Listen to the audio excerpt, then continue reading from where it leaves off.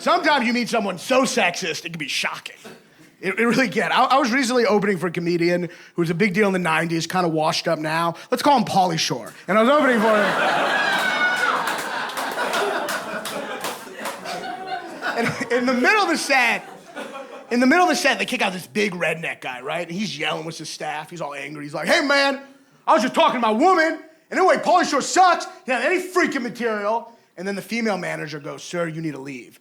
And he went, shut up, bitch. Men are talking. I know.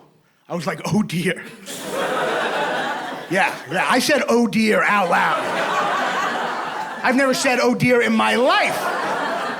It was so intense, it gave me like a new expression. I'm not an oh, dear, what am I, in Downton Abbey? I'm not like,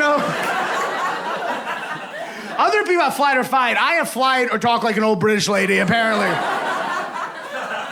But it was an intense thing to watch, especially for me, because I live in New York in this liberal bubble where the worst thing you can do is say Bill Maher has its moments.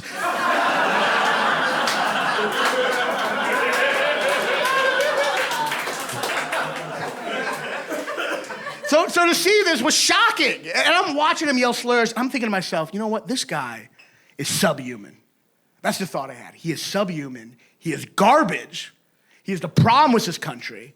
And it's cavemen like him that are keeping us from progressing as a society. Yeah. And as I'm thinking that, he keeps on yelling. He's like, fuck you, you fucking whore. Pauly Shore sucks. This fucking club sucks. And then he sees me in the corner and he goes, that guy was good.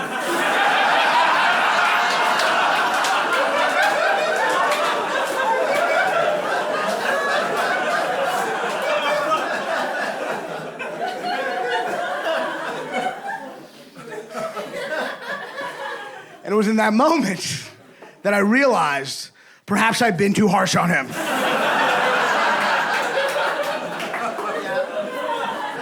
That's a human being with thoughts and feelings. And I'm gonna call him subhuman? And you know what? It's this kind of snobbish liberal elitism that's keeping us from progressing as a society. Because clearly he had a tough life. Clearly he saw his father talk to his mother like that. That's where he learned that language. And the fact